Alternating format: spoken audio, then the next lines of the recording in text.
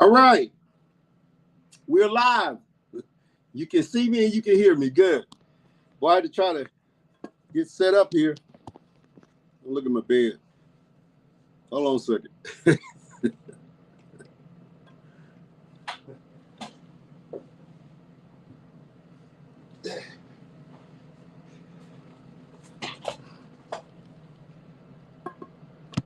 All right.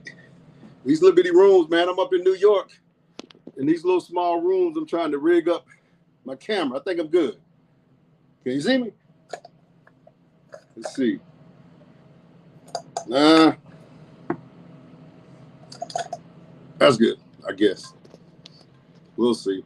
All right, so good morning, everybody. This is Tony Fleming, and this is our huddle.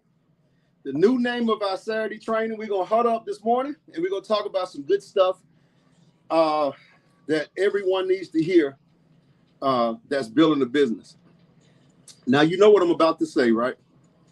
I'm about to say,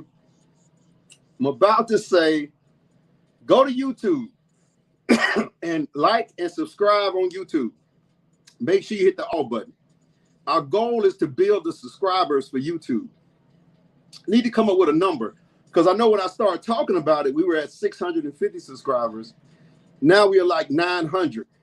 But let's say by October, we should be at, let's go with 4,000. That's what we're going to shoot for. 4,000 subscribers on YouTube by October. By the time the convention runs around, we'll be able to come on stage and say, now I'm going to hold up. We have 4,000 subscribers that hit the all button. So they get all the notifications. They get everything that you need to build your business on YouTube. So without further ado, I want to bring on our guest this morning because, you know, she and I can talk a whole lot together. And before you know it, the hour's going to get by. So let me kind of shut up a little bit and bring on our double diamond.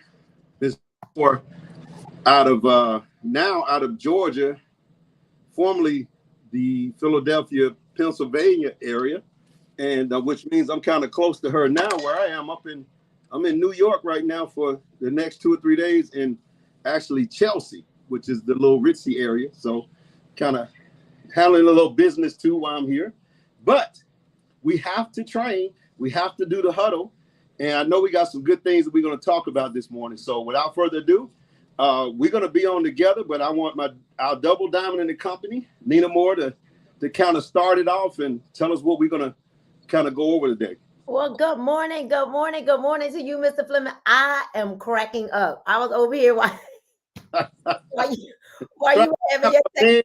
You know how these rooms so small. So the worst. New York rooms are the worst. And you know what other ones are not always really big? Miami. Miami rooms are not always really big. You got to find the right hotels because the rooms are not big. But so I'm over here cracking up because I already know your technology. I know challenge, technologically challenged. But then when you was getting up trying to do the blind, I said, "Oh my goodness!" But you know what? Doing the blinds and all. We saw it all, right? So here's the deal. Here's the deal. This is what's so good about it, Mr. Fleming, is that people get to see like you just a real person. Right. You don't have to know everything, right, to have success in network marketing. But there are some things that you do need to know that we're going to talk about this morning. So number one, I'm honored that you asked me to come on today's training. I'm so glad that I was available to do it. Always giving a shout out to Mr. Kenny Lloyd, Mrs. Shantae Lloyd, I like to call them the heartbeats of the ARC, you know, Lachelle Pierre, Mr. Harris, Jaylene Mack, and you know what, every one of you and everyone that makes Tava, makes the ARC float, that makes it row. I think when I think about what we're going to talk about today, prospecting, recruiting, understanding that all of life is sales, and we're going to talk about those numbers. Honestly, there's two things that we do in network marketing. We get customers, and then we get customer go-getters, right? That's the business. We get customers, we get customer go-getters. And I think when we really understand, I think people think that network marketing is something that it isn't.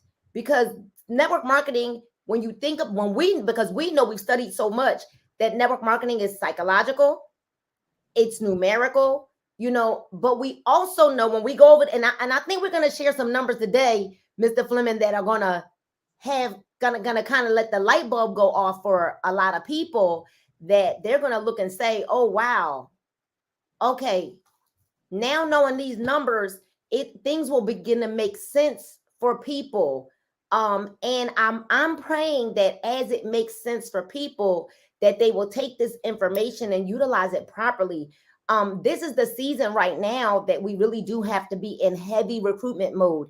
And when you think about people like Eric Worre, when you think about the Jim Rohns, when we think about all of those people, this is the season that they were in their 90-day run. Why? You don't want to start running for a conference and recognition for conference in September.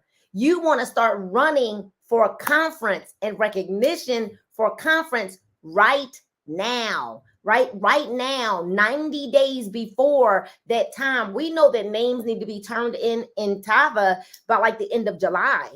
So it's very important what you do in June and July. If you desire recognition, it is going to require for us to do some work right now. So I know that we're going to talk together, but I want to kind of give you some numbers, and we'll talk about some sales statistics in a few minutes, but I want to talk about recruiting. And I'm also going to give you some tips on recruiting and how to actually become a great recruiter, along with some of the books that I've read. I think somebody borrowed some of my books because they're not in my office on my shelves. But let's talk about stats, and I'm going to give you these stats that were given to me at GoPro. Everybody type in the chat GoPro. Now listen. You all know that your teams are always saying to you, I don't know how to recruit. I don't know how to recruit. I don't know how to recruit. I can't recruit anybody. I need you all to tag at least 25 of your teammates. Listen, not even just people that you personally sponsored, but people that are sidelined to you. Let's spend some time right now tagging people that you know are always on your calls, always on your trainings, always active in your team pages. I want to give a shout out to our team that we serve, the Dream Team. And you know what? And then the fact that Paul and I love to serve Tava as one whole, because we believe that we are one team with one mission, you guys, and that is to make Tava great. And as we know from Mr. and Mrs. Lloyd, and I'm teaching you right now, I hope you're hearing what I'm saying, because Tammy Durd and Antoinette, something's going to be taught and something's going to be caught. All right. The vision that Mr. and Mrs. Lloyd, I asked Mr. Fleming, well, what is the vision for Tava when I got here? Because I know, Tony, that it goes beyond selling a product. We're not here to just sell a product. Right. We're here to share a vision. And the vision of Mr. and Mrs. Lloyd, I asked when I got here, and I know that it has not changed yet. And that is that the average person would earn an additional $250 a week. Yep. That was the vision when I got here. Yep. It has not changed. So when you share that vision, that's $1,000 a month. That's $12,000 for the year. Mr. Fleming, you and I know right now, I don't know about you, but I know we live close to each other. Right. I went to the market the other day. I had 3 grocery bags. 3 of them. 3 plastic supermarket bags. Right. It's almost $150. Yep. So if Mr. Lloyd's vision, if Mrs. Lloyd's vision is that we can help the average person earn an additional $250 a week, wouldn't that put people in position right now to not be strapped because of the recession that we're already in? The vision. Can we talk about vision, Mr. Okay. You know, when I first met Mr. Lloyd, I knew of him, had watched him on social media, watched all the YouTube videos of those guys. But I met him at his place in Atlanta, and I went down, and when we sat down, the first thing he said was, his goal was to get people to make extra $250 a week and $1,000 a month. That was it. He said, now we're going to have people that's going to make millions of dollars. We're going to have people that's going to make hundreds of thousands of dollars. But we want the masses, which are most people who are part-timers, who's trying to, get additional income, and $1,000 a month would change their life. I mean, that was his vision from day one, and I don't think it's changed yet. I think, I don't know if the internet or the world has kind of come in on us and got a lot of people feeling like that this $1 million is easy to get to, or this, $2 million or whatever. I think $250 a week, $1,000 a month could really change your life. I'm not saying we got people who are already making that, but I'm just saying for the average person, the time that you're going to put in, the effort that you're going to put in to get an extra $250, $1,000 a month, that's life changing. It really is. And that's the vision of the company, is to do that and have a lot of people doing that. If you got a lot of people doing that, we're going to have millionaires. We're going to have a lot of people doing that. Absolutely. And the reality of it is, the reason why network marketing tends to fail is because people sell this dream like, oh, you're going to make $1 million. Yep. And you cannot make $1 million. I'm telling you, you're not going to make $1 million without $1 million mentality, right? Without $1 million mindset. When I think, Mr. Fleming, about the people that won't follow, like there are literally people who say, all right, show me the plan. Show me the steps. I'm going to be coachable. I'm trainable. Nina, give me the system. And I'll say, fantastic. Download the Tava Connect app. They won't do it. Don't do it. Log into your back office. They won't do it. Write a list. They won't do it. And they'll say to you, you know what? Well, I don't do that. I don't write lists. I'm just gonna try things. I'm gonna try things my way. Yeah. Okay. Well, let me know how that works out for you. Because then you're gonna come back and say Tava didn't work. They won't let you know. They just leave and disappear when it doesn't work their way. They just leave. It's like you never come. I'm like, I already know it's not, but come back to me and let me know that didn't work, and let's do it this way. But they'll go somewhere else. And that's what's amazing. Like when you said, you have to have that $1 million mindset, that $1 million work ethic. And if you don't have that, $250 a week, $1,000 a month could change your life. It could really, if you understand that. Now, you can grow into that $1 million mindset and that $1 million work ethic, but let's start there. And let's do the things that are suggested. I wish I could stand up in this room, but then you'll see all this stuff behind me. But it was a guy I'll never forget. He was sitting in a meeting. This was when I first got in the industry. Maybe I was 2 years in, a year and a half in, and he was sitting on the front row of me. And every time I said something, it was like, he was fired up. He was it was like church to him, man. He was ready. And after the meeting, at that time, you could pay for the kit with a check. So he wrote a check out and bought the kit. We had our kits in the office, gave it to him. And boy, he was fired up. When I came outside after the meeting, I've been in the building for a while, but he was still out in the parking lot talking to people. When I walked out there, he said, man, you just don't know what you've done for me. He said, man, you just gonna change my life, my family life, man. It ain't nothing but $500. I just bought this. I'm gonna tell my brother in Dallas, my sister in Philly, my cousin in New York. And man, we gonna, what? He said, what's the top position? I told him. He said, I'm gonna get you there myself. I'm gonna get you there. And he was walking in circles, just like this, walking in circles. That's the last time I seen him. I hadn't seen him since then. You know what I'm saying? Boy, he all the time. And you know what? Or when you call crying, like, I need this to work. This gotta work for me. And then we'll say, okay, no problem. You gotta write a list. You've got to launch your business.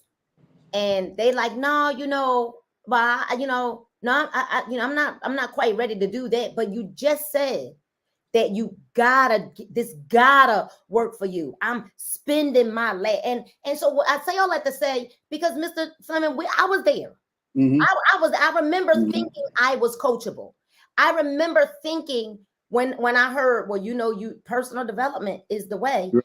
And honestly, people could tell you, I'm reading books. Right. I'm listening to YouTube. But the reality of it is we could tell by the way people talk. Just we can tell by how you talk, what you're reading, if you're reading. We can tell by your attitude, your actions, how you respond to different things. Look, I would tell you a real telltale all the time, because people talk to me and they say, well, Tony, you so hard. And I say, let me tell you something. If you actually reading the books that we suggested, I'm soft. I mean, y'all can tell if you read the books, because the books are really hard. They're coming at you. They're telling you. And I think that's why people start reading it, because they're telling them the real truth. And they don't want to look at that and face their life. So they're going to turn that down and turn the TV on. Because I'm telling you, I'm saying, if you think I'm hard, that means you're not reading any of the books that we suggested. Because you read those books, they in your face. They look just like a mirror in your face. It's a mirror. And so the one thing that I learned in my journey with network marketing is that the first place that I had to look was in the mirror. Right. And if I'm always mad, always easily offended, always ready to quit, always saying I'm going to start, always saying, and then that no matter what, it was all pointing back to Nina at that time, Coleman, right? Now more because we're going to attract who we are, who and what we are. And one of the steps that we're going to talk about when we're talking about the tips to recruiting is, if you want someone better on your team, the first thing that has to happen is we must become better. We have to become what we're looking for, right? And so listen to these stats, because Mr. Fleming, I'm telling you, when I pulled these out, I had to go back to my GoPro days. Like, wait a minute, right? 100 people, let's say 100 people join, right? Tava, whatever, ABC, doesn't even matter, right? Out of those 100 people, 70% of the 100 ain't nothing but a customer, none but a consumer. And most times we take a really great customer and make them a really bad distributor. 70, that number is high. 70% are consumers, meaning most people that join a company are going to join and use one or more products or services, period. Right. Then here's where it gets real crazy. 20% will accidentally enroll 1 to 2 people. Never intentional about recruiting them. Never. What happens is they gave somebody some product, or someone might have bought it retail from them, and that person probably got sick of paying retail prices and said, give me your link. I'm going to just join so I could buy it myself. I see y'all got them BOGOs and stuff like that, so I'm going to just join. You never intentionally set out to enroll anybody. 20% of network marketers do that. They put a fishing line out, hoping. I know what it is. I'm sorry. They do one reel.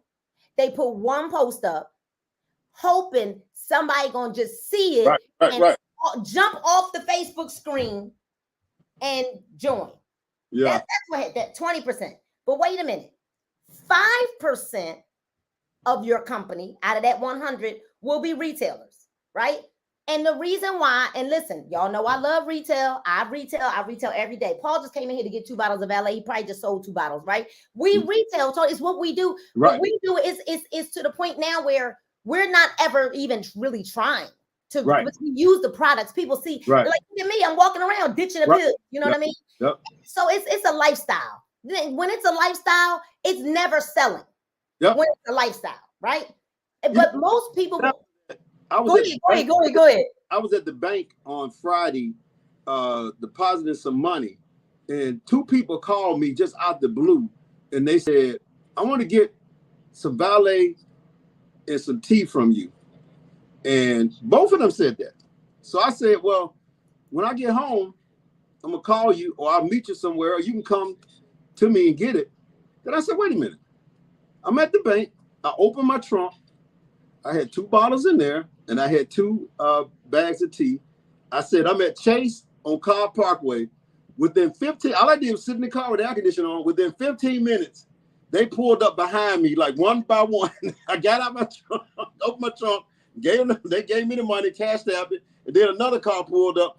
It was a guy sitting over there. I probably do like, what is he doing here? Like but I had it in my trunk, and it was phone calls because they know, like you said, retail just going to happen. It's going to happen. We keep a tote in each car.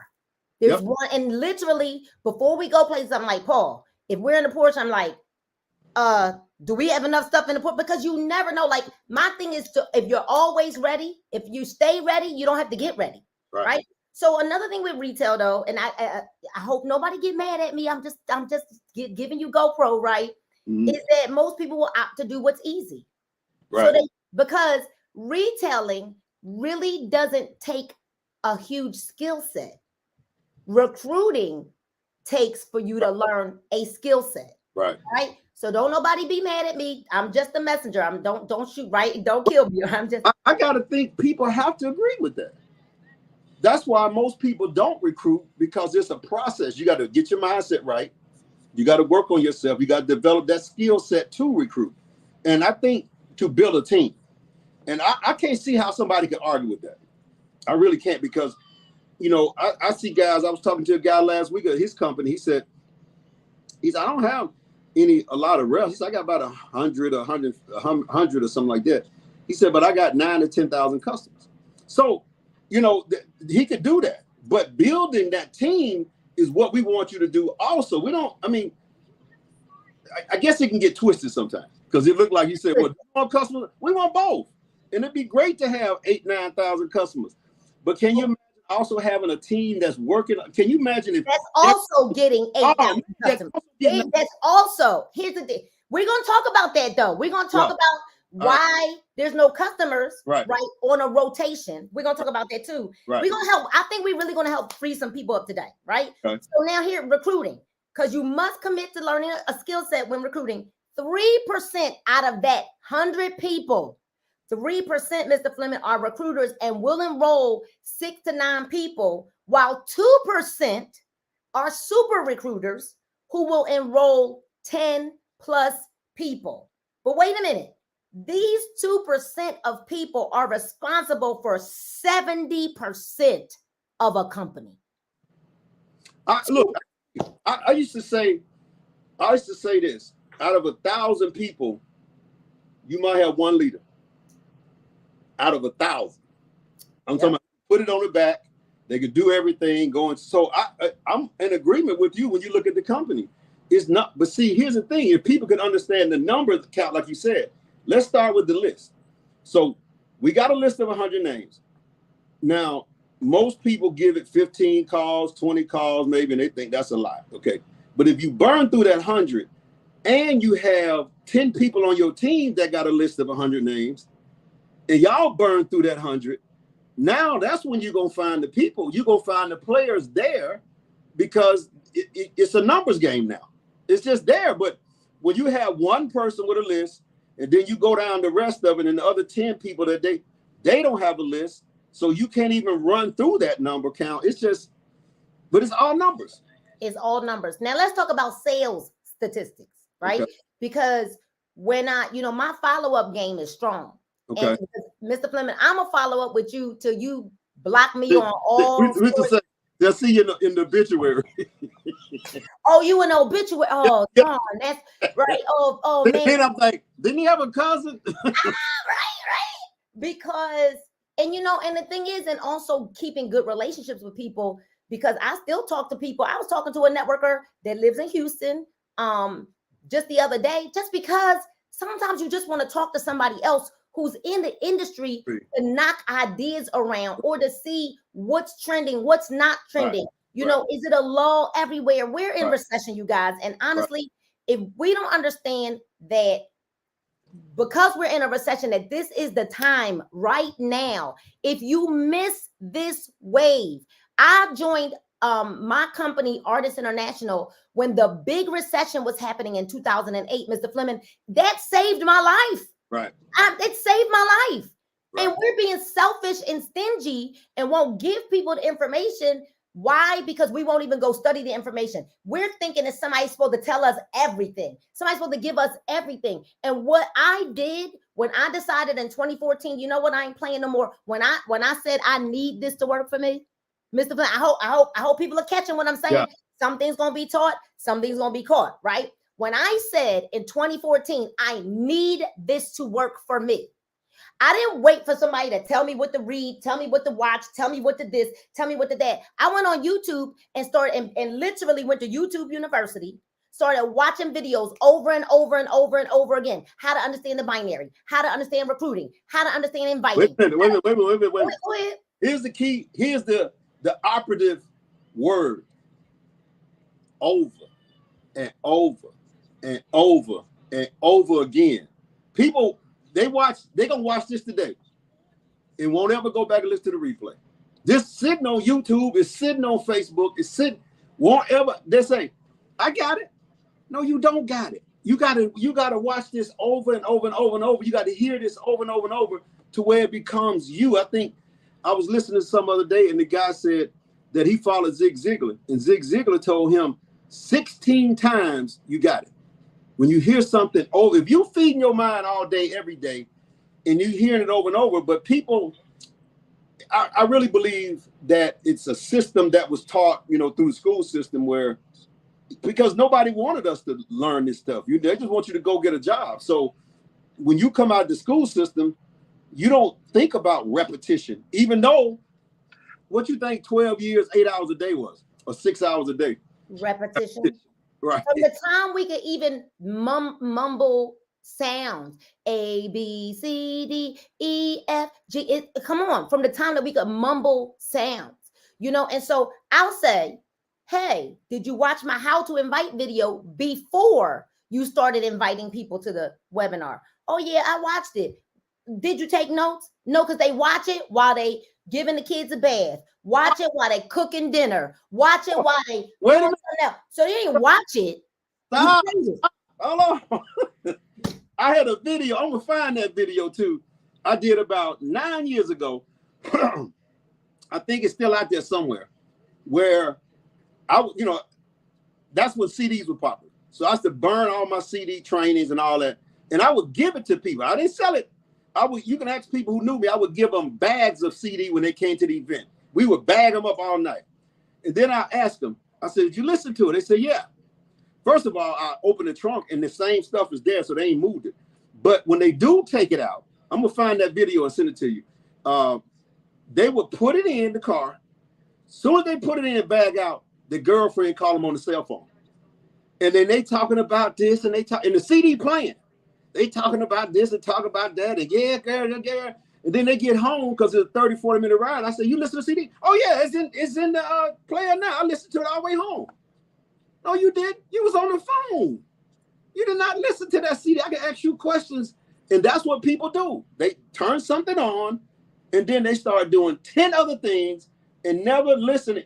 Knowing that, they don't know, I guess, but knowing that even hearing it that one time, it ain't gonna sink in. But when you don't even hear it the first time, because you doing 10 other things, man, I tell you, that's you in my grill today, whatever they say. Mr. Fleming, there are times, there are some certain people that you get a lot of questions from, right? And we don't mind the questions. We don't mind the questions when we know that you've at least done some of your own research to try, or you read what we suggested that you read, or you went over the videos, because we know whether or not you even looked at the information. We know based on the questions that a person asks. And honestly, some people don't realize that they'll ask for a ton of information, right? And then they'll get stuck with analysis paralysis because now you're on information overload. When if you would just do the fundamental steps, right? Just get started. Like just write the list. And then this is the one when they say, oh yeah, because I called her and I told her that she needed, and I'm like, whoa. Who told you to call it? What did you tell them? What did you tell them? Why would you do that? No, we didn't tell you to do that. We said, watch the video, take some notes, write your list. Then I have another video that teaches people how to categorize the list so that they then know who to call first. Because I'm not calling Pookie and Ray and them first. They're not at the top of my list. No. Oh, they're on my list though, but they're not at the top of my list. Right. You know, and so it's like, I'm wondering to myself, you can't possibly want what you say that you want based on your actions, because I'm not watching what you're saying. I'm not listening rather to what you're saying. I'm watching what you're doing. I'm watching, do you show up on the calls? You Right. can't tell me you have all these questions and then we'll have an opening the month call and you ain't on. You're not there. Yeah, I'm So busy. you know what I did, Mr. Fleming? I didn't record it. I didn't record it because a friend of mine, a couple of people actually, I talked to a couple of people that have earned multiple millions of dollars, like in months and years, you know, and they said to me, I just told them, you know, I do the trainings, I record them, and you know, and they were like, why? They said, stop recording them. Uh-oh. They said, because if people really want the information, they will show up, because your time is just as valuable as theirs. Exactly. You busy just like they are. Right. So I did not record my opening of my huddle this month. I didn't do it. And we're going to have masterminds now that people got to actually qualify to get on, because the information, Mr. Fleming, that you and I spent thousands and thousands and thousands of dollars to go receive, trying to give away. And it's like someone that doesn't even, you know why? When you don't have to pay for it, then you really don't respect the person's time anymore. And especially when they get close to you and know you, they don't respect that either. It's almost like you have to be a tyrant with people, and just because it ain't whether they like you, it's whether they respect you. Because a lot of people like me, but do they respect who I am because I got the I don't know. But I think people get so close to you and they think that, you know, it's just, you know, any other person. But when you have so much knowledge, you have put in so much time, you have lost so much money, you have driven so many miles, you've seen so many people. I tell people when I see them, I say, I know you. You just got a different name. I've seen you. I've talked to you plenty of times. The same personality, the same thing. No, you haven't. Yes, I have. And they go do the exact same thing that I knew they would do because I knew who they were. But when people don't respect that and say, I don't know where that comes from. I don't know if that's a time and period, because I believe I can go back, I say early 90s and up to 2000, people kind of listened and respected it, but all of a sudden it kind of changed where they like, nah, I'm gonna do this my way. And it's difficult doing it your way, because without you doing it the system way, you don't have the personality to do it. Some people like Nina could do it because she got the personality. When you don't have that personality, you got to go step by step, A, B, C. You can't say like what you said. They called them. I called them and talked to them. I remember 2010. We signed up. Well, a lady in Seattle, Washington. She signed up this ex-football player, big name guy. I'm not gonna say his name. Everybody know him, and he signed up with her. I said, "Wow." I said, "How did he do that?" She said he'd go to my church. I said, "Wow." I said, "Well, put him on the phone with me." So we got on the phone. Man, I started talking about his career. I talked about his son's career, and we were just having fun. And then I told him, I said, "Look, I'm gonna fly you to Atlanta. We're gonna have a training. We're gonna do all this stuff, man. And I want to introduce you to everybody." He was like, "Cool." I went out, got my boy to create a video of him. He was a running back. He was running, doing it. I mean, I was gonna play that when he showed up at the event. I mean, it was hype. It was hype. So I talked to her. I said, "Is he coming?" She said, "No, I don't know. He won't pick up the phone." So I tried to call him. Pick up. I said, "What happened?" She said, "I don't know. I ain't really talked to him or something." And then we kept talking. That she only been in 2 weeks, a week and a half. She said, then it came out. She said, "Well, I did go over his house and do a training." You went over his house to do a training. You been not even 2 weeks. Oh, and I know how she did, because she's a hard person. So she went over there talking the same stuff we talk without the credibility to say it. And he probably sitting there like, "Do you know who you're talking to?" and that was it. We lost that guy altogether. But she said, "Well, I just said what you say." You can't say what I say. You don't have the years behind you. You don't have the experience. It ain't the words that's being said. It's the knowledge of it and how people respect it. When she said, you know, after I went over his house and did a training, God dang. I hope people hearing this. I I hope they hear it, Okay. because you know, and because the reality of it is we could say whatever we want.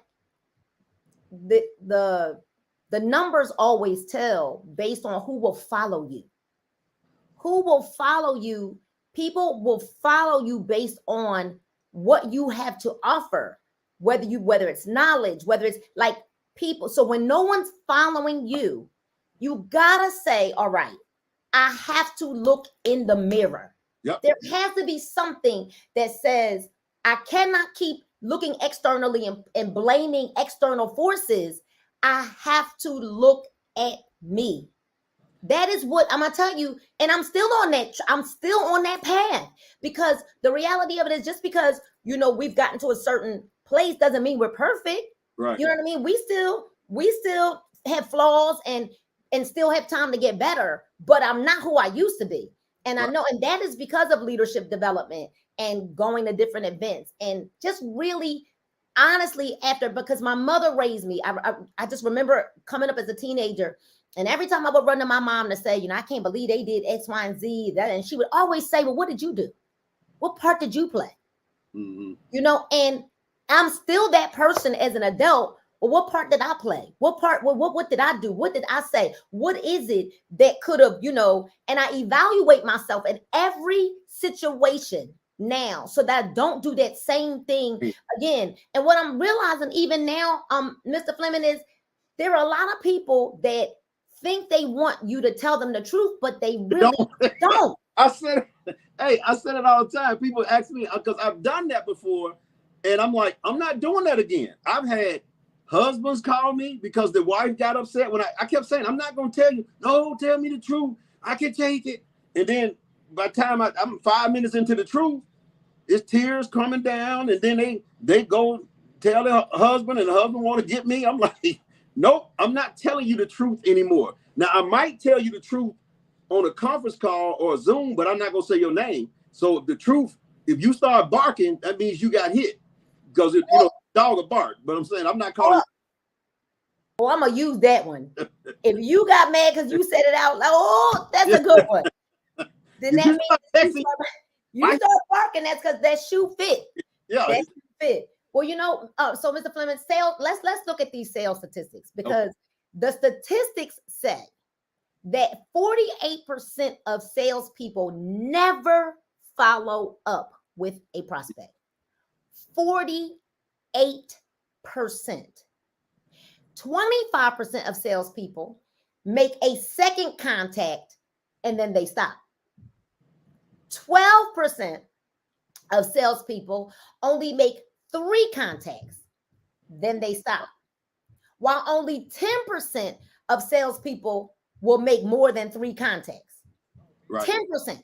Now, wait a minute. This is where it gets real crazy. 2% of sales are made on the first contact. Wow. 2%. Wow. This is a worldwide sales statistics. So if only 2%, I mean, let's face it, Tony, you've been driving a Mercedes-Benz for a long time, right. But you didn't go buy a Mercedes-Benz the first time you got the inclination to go buy a Mercedes-Benz. Nope.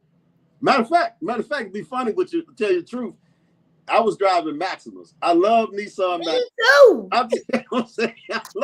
And I even remember when I hit the position in the company, it was triple diamond, black pearl, and they gave you these quarterly bonuses. I hadn't hit it yet, but I had qualified for it, and the bonus hadn't come for 3 months. And they kept pressuring me to go get it. I'm like, I'm going to get it. I'm going to get the Mercedes, I promise you, or a BMW. And when I finally got that first bonus, I went and bought the 7 Series BMW. And then after that, I think I had that for 4 or 5 years, and I've been driving Mercedes ever since. But I looked at them, but I just didn't run out and get them. My Maxima had the Bold system in it. So. Look at there. So if 2%, most people aren't buying the first time. That's why, when people go ahead. I'm scared also. I hate to say this because it's going to come out wrong, but I'm going to say it anyway. A lot of times when we used to do home parties, or let's just say Zooms, I used to be a little concerned, even though I pressed the sale when the person signed up that night. I wanted them to go home and think about it, because if they signed that night, they hadn't really thought about it.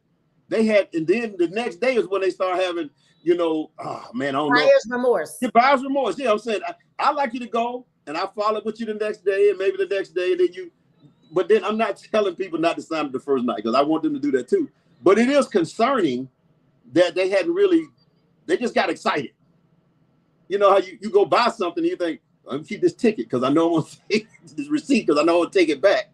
That's what a lot of people do when they get excited, and then the next day they start thinking about it, and the next day they think about it, and it's like, oh shoot, I rather you, and I ain't gonna say rather because I want people to join, but when you put thought into it a little bit and you think about it, you come back, like even a clothing item you might like, and you don't buy it, and then you still thinking about it. You still think about it. Still, and you go back a week and a half later, something is still there, you buy it.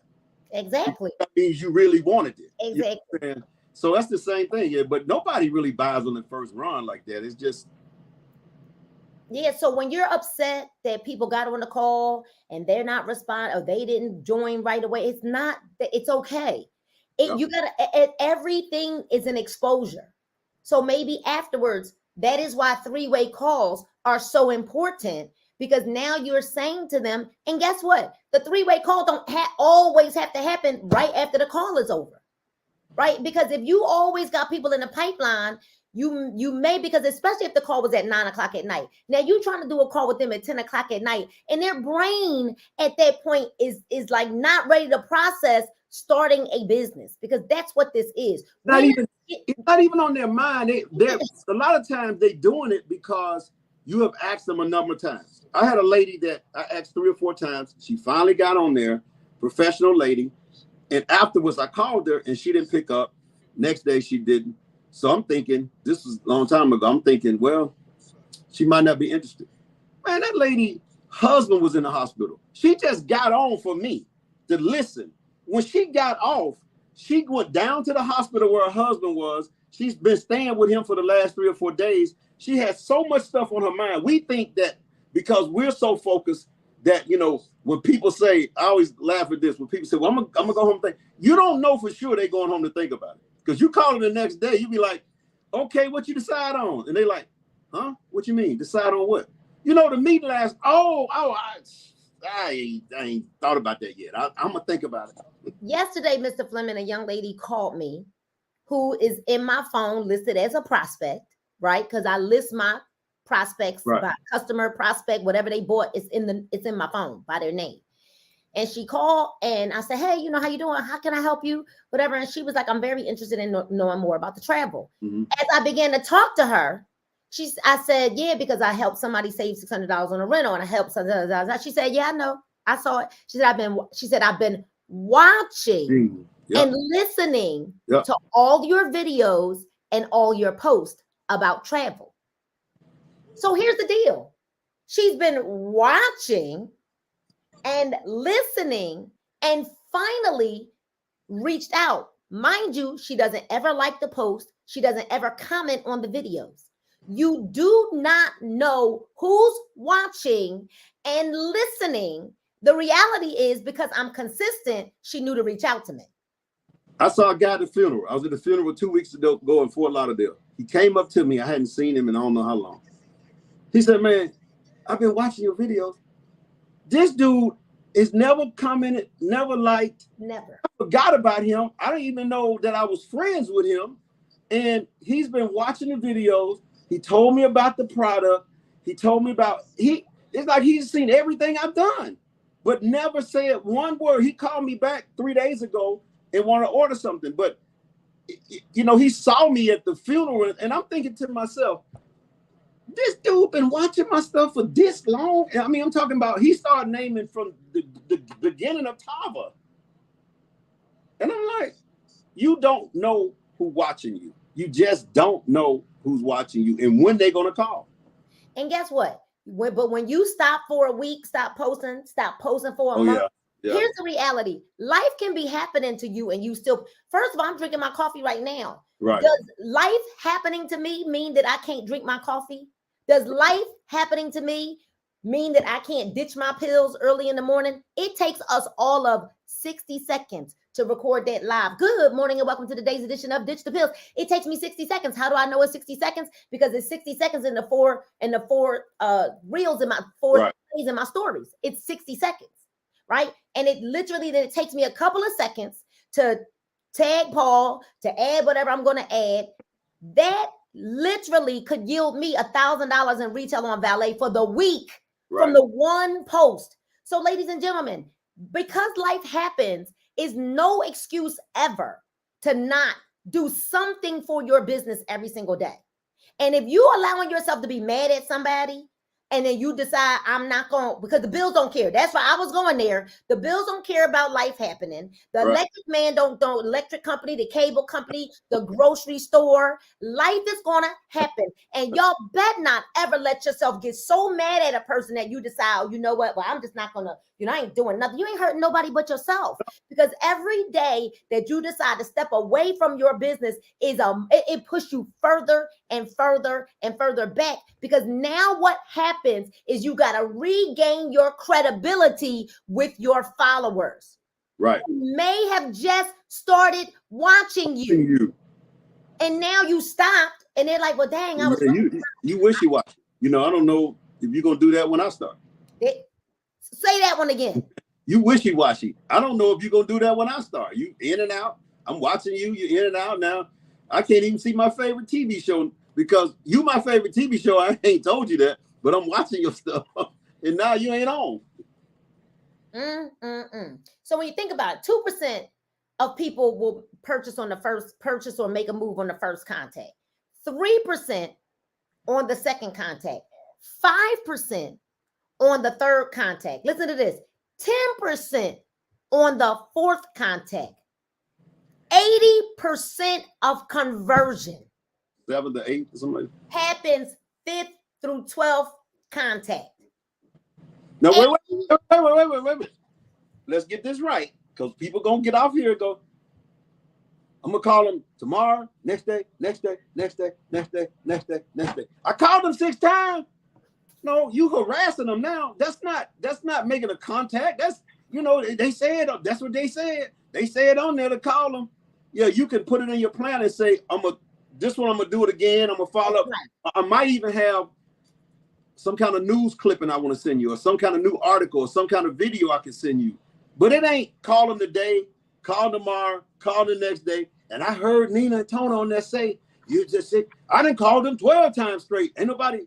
But I'm telling you, people think I know you think I'm being funny. Not you, but some people think I'm being funny but you guys out here, I'm telling you, y'all, it's like, that's not literally what we said. We said that, but that's not literally what we said. Now, the only way you're going to get what we just said is you listen to this over and over and over and over and over. Then you're going to get it. But you can't say, I got it now. I heard them. No, you didn't hear us. You were listening. No, you might heard us, but you weren't listening. You know what I'm saying? So you have to do that thing over and over. I know I've listened to something. Hey, rap song. My favorite guy, Jay-Z. Jay-Z. A year later, before I understand some of the lyrics he said, I'm like, he just said that. And I heard it. I don't know, it's the same thing in training, in repetition. Again, follow the school system. Why we in there 12 years, 6 hours a day, it's repetition. They feeding our brains to get us to be robot.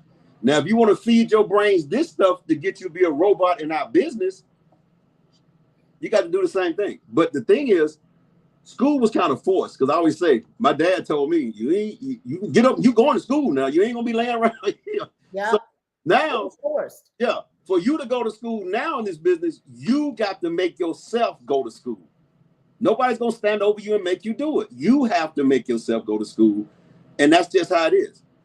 Right. And so for you to say, well, I just need somebody to motivate me every day. No.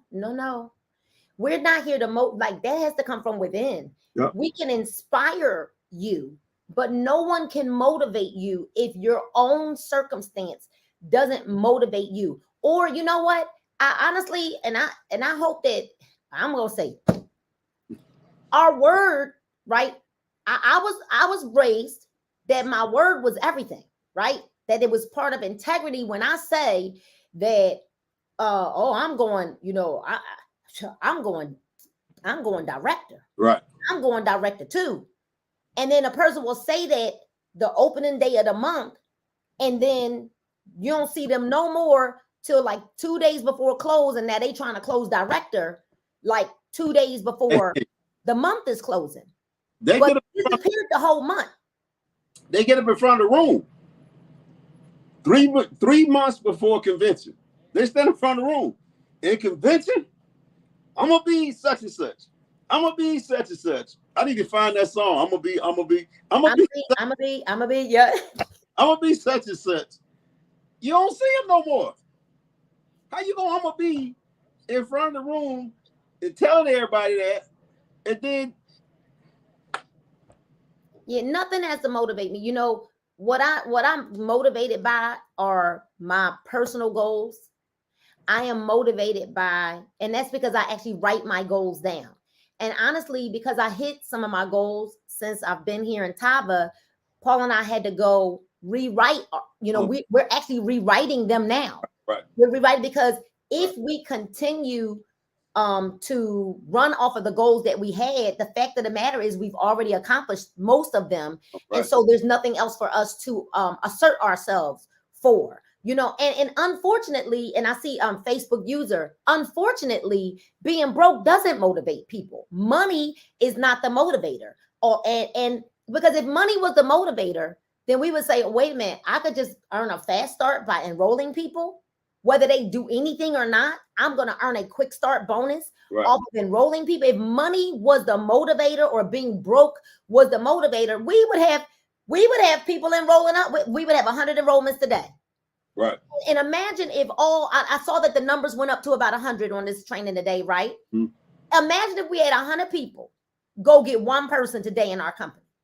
If all 100 people that were here today go and get another person tomorrow, and another person the next day, and another person the next day. And some of you are saying, well, I thought this was prospecting and recruiting. It is.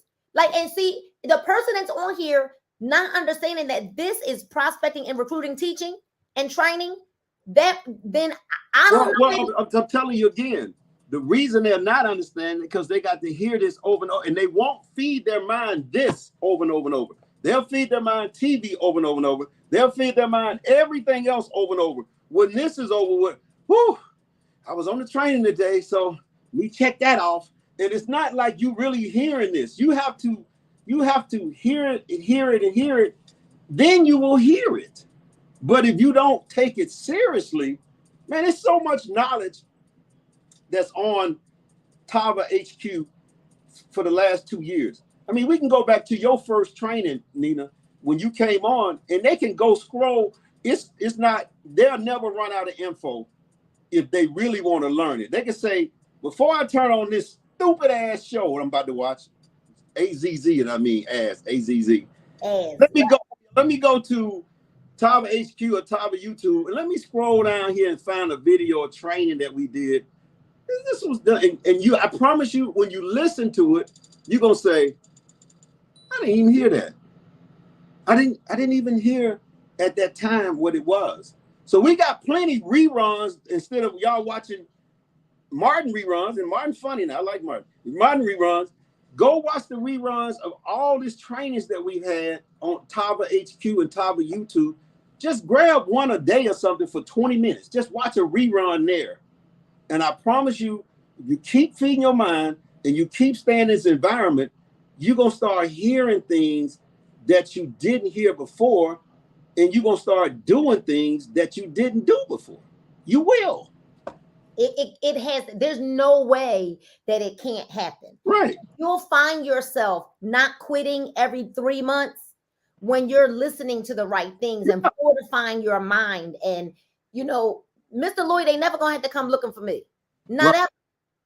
Not ever. Because number one, he could look at the numbers and see what I'm doing, right? I'm working, even if I'm quiet. I'm working. But number two, because I'm attached to my goals, because I'm attached to what I want. because I'm in alignment with other people's goals, you know, on my team and in this company.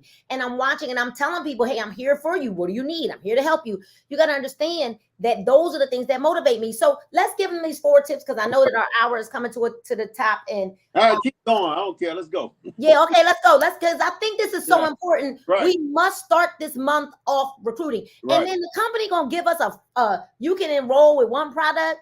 I mean, like you called the no excuse package, the $99 package. Right. For real. Now there is no excuse whatsoever to not be able to get binary qualified. Right. Now here's the deal. You know that there's no volume when those people come in. So there is some work that we've got to do. We got to get them to purchase another product or get some customers so that they can put some volume in so that you're active, right?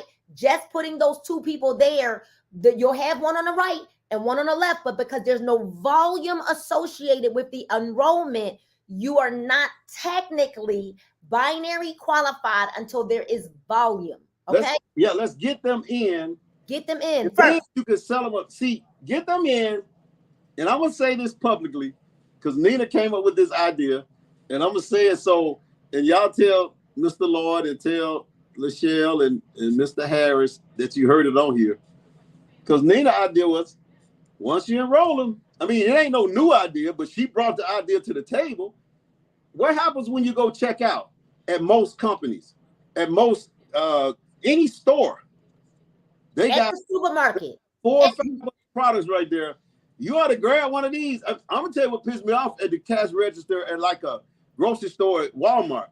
They got sugar right there in front of you, right there. Cookies, cakes. Don't forget your cakes now. Don't forget it's right there at the cash register.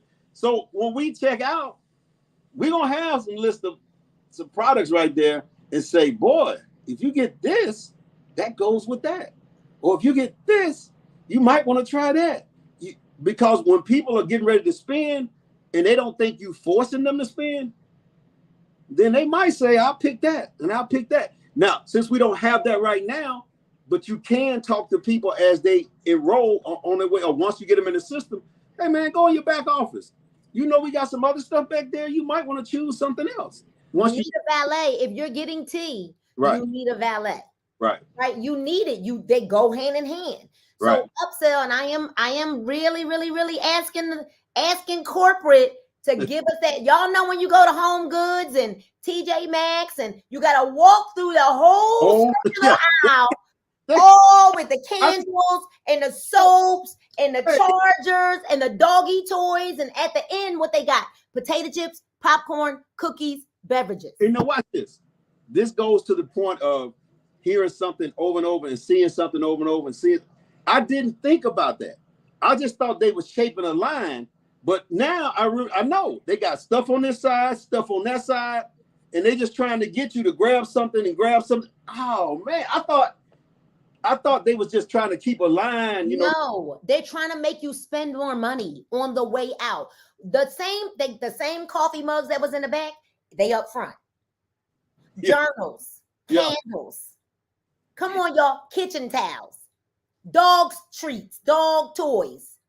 They're all coming, baby stuff, all down those aisles because they're upselling. You have to understand it's impulse buying. That's right.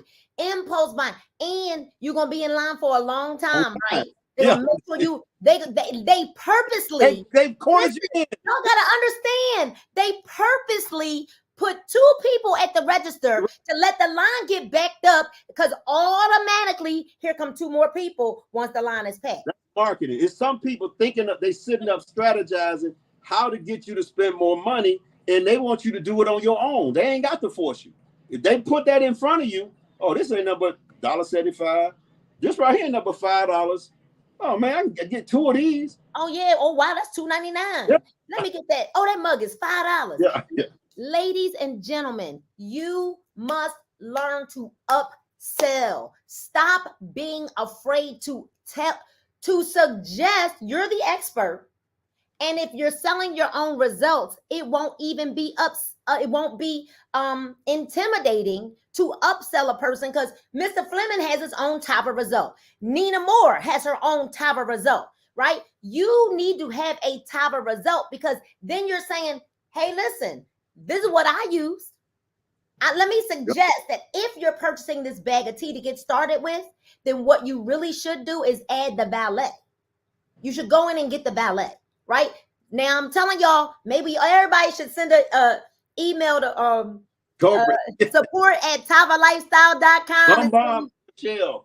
We heard on training that, you know, Mrs. Moore suggested that we have a checkout, that we have items to upsell at checkout. That would be such an amazing idea, to be able to add items to the cart at checkout. Even if there was like you get a percentage off if you add this to the cart right now, and then like a clock starts ticking, because I'm gonna tell y'all, that's gonna make you want to spend. You'll get 20% off if you add such and such and such to your cart. Come on, y'all. Send them in them emails in to support@tavalifestyle.com. So listen, let's give you these four tips. And then I'm sure that we'll talk a little bit more. So if you really want to get better at prospecting and recruiting, number one, let me say this. I'll say this in a minute. Talk more business. See, the top 6 and 7 figure earners of any company, they lead with the business. Yeah. They lead with business. Common sense is not always common practice. Common sense isn't always common practice, but most top earners lead with the business. Why? When they talk about the products, they know they're only talking to consumers. They're talking to customers. And I will tell you, that's not saying that customer is a bad thing. I love my customers. But business people are intentional. They've got like a radar and antenna. I'm gonna tell you, I get excited. Mr. Fleming, don't you get excited when you out somewhere and you could just hear the language of a person and you're like, oh, they sharp. Yeah. Oh, they sharp. Yeah, I got to say something to them. Yeah. Oh, I got to go meet them. Yeah. I need their phone number. Yeah, exactly. They sharp. Yeah. That was me last night at the party, at Yolanda's party. Like, oh, they sharp. I left her party with 6 phone numbers. They can't find nobody. I know, yeah. But I can. Okay. Yeah. So I left their party with 6 phone numbers. My goal anytime. Matter of fact, wait a minute, Mr. Fleming. Not only did I leave the party with 6 phone numbers, and Paul is on here, he will vouch for me. I asked the owner of the establishment, can I come set up out here and make flavored detox teas on your busiest days? Because on their busy days, they got a 2.5 hour wait. Wow. He said, you sure can. But see, let me say something. That's a business mindset. That's a business move. That's somebody who's dedicated to their life, to what they're doing. That's somebody who's really, see, it's a lot of part-timers out here and a lot of people who are so used to getting a paycheck for doing nothing. Because, they pay you just enough that you don't quit, and you do just enough they don't fire you. So a lot of people in corporate America has figured out how to do the less and get a check. So now you bring that same mentality over here. How can I do the less and get a check? You can't. It doesn't work that way. You have to produce. You have to always be thinking business. You have to always be thinking, how can I do that? And you also, too, I'm going to tell you, some people won't do that because it might be embarrassing to them. They might be, fuck, man, are you? No. And if it is, do it anyway. I mean, because everybody who's been majorly successful in life has been laughed at before, has been talked about before. You don't get to that point like Walt Disney when what? You're going to have Mickey Mouse and y'all gonna run around some park and you going to, what? You know what I'm saying? Anybody who's ever succeeded in network marketing or anything, you've been talked about and laughed about, and you don't, that's a mindset that you have to say, okay, that's fine. You keep doing your thing and watch this. You know what I'm saying? So that mindset that you have to say, can I set up something out there and let me. The double, because the title don't mean nothing to me. Right. I know what I want. And I know that this market is wide open, and I know that it needs exposure. Right. Like our products have to get into the hands of people. So you got to do what you got to do to get what you want. And what I want is not inside of my comfort zone. What I want is outside of my comfort zone. Right. And I just needed, I'm in a new area. I don't know very many people here that own bit. Like in Philadelphia, I could have went and set up at anybody's shop, anybody's salon, anybody's business. But now it's like, okay, I don't really know too many people here. I've got to figure out a way. And I said, do you mind if, and she was anything for you? You want to come, anything for you. So that's number one, you guys, is the mindset to have business conversations. Number two. I'm gonna tell you another thing too. When she said anything for you, that means that your conversation to her was attractive. That you all kind of, you wouldn't, that's why I tell people all the time. I said, the more books you read, the more intelligent you sound. So your whole conversation ain't, well, you just get in and we're gonna make money fast, we're gonna run quick, we're gonna get you done. Your whole conversation is different and people can pick that up. And so they like, I want you around anyway. Just, we can discuss things. Mr. Fleming, who I am, who I was just when we joined Tava is not who I am today. Mm-hmm. I've evolved and I'm growing even more, because before Tava, I had earned $500,000 in like one company here, $500,000 in another company here. We already over the $500,000 mark. Right. You know what I mean? In one company. Right. In one company, because our plan is to earn millions of dollars here. Right. Millions. And so we're already, when we're looking at, our incomes, we're like, oh wow, we're already like 3/4 of the way to $1 million in one comp plan, in one company, and so who I was when I got here, earning $500,000 multiple times in multiple companies, took a certain mindset to do that to that level. So that means that because I had not earned more than $500,000 in one company, that means that I had reached the lid of my own knowledge, the lid of my own, because for whatever reason, not everything is given easily to every person. I've always seemed like, I don't care what it is in my life, when it becoming a hairstylist, becoming a worship leader, become whatever, salon owners, everything for me has always been the hard route. And I don't begrudge that. I'm like, God, whatever it is that you're doing in my life, you're teaching me something, right? So it's never come easy for me. So I already know that now. I know I've already reached the lid. Like I can see it's already in my back. I can see it. I'm past it. I'm past the $500,000, right? And now it's like, who do I have to become to now encompass millions of dollars? Right. Which means you have to keep growing. You can't growing. You cannot. I had a guy call me. I hadn't talked to him 5 or 6 years. He said, I was on social media. He said, you still doing the book thing? You still reading books? And I can't remember exactly what I said, but I kind of lost who I was. And I want to say to him, I think I said to him, yeah, you still on that job? But I wish I shouldn't have, because that ain't that. Oh, that's a TikTok. Are you still on that little job? Yeah. Are you still doing that little business? But it came out. I didn't mean that, because jobs are good. I'm not telling anybody they can't, but I didn't mean to say that, because that's not normally me. But I laughed it off and I thought about it, and I said, what? We supposed to stop reading now? We supposed to stop growing now? We supposed to stop? What are you still watching General Hospital? I mean, the sadness of that. And it's people that are still in environment with those people. They still are, those are still family members they're hanging with. Those people, and I always say that once you start growing, you can't even be around. You don't even, see, that tells you, let me tell you something right now. If you're not growing, here's the sign that you're not growing.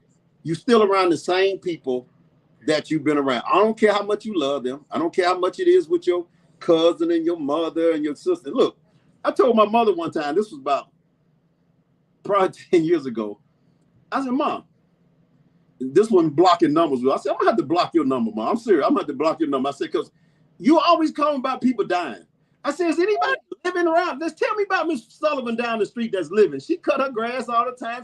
Don't tell me about. She said, okay, baby. I'll do. Then 2 weeks later, she called about death again. Somebody else died up the street. I'm like, if you are, hanging in that environment with your relatives, because they said Tony always trying to run folk away from his relatives. No, I'm not.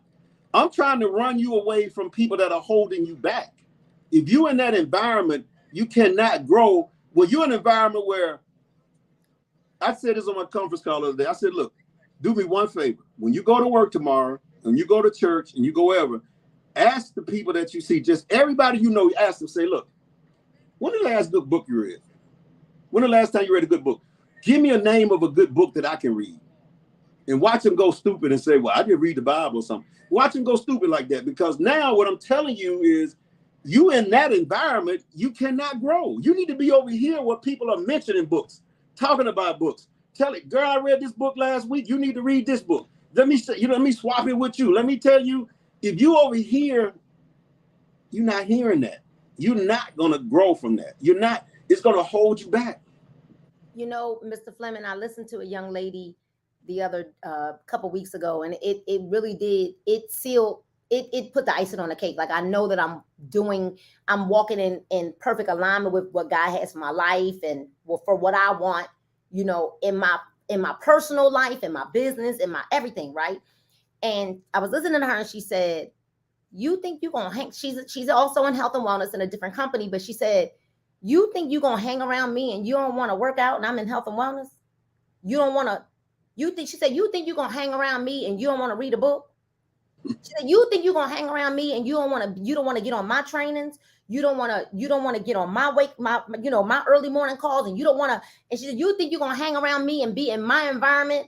Because if you are that person, when you get around a person that's always trying to move their lives forward, you're draining them. Right. You're sucking the life out of them, because you're around a person like that to get what you can get.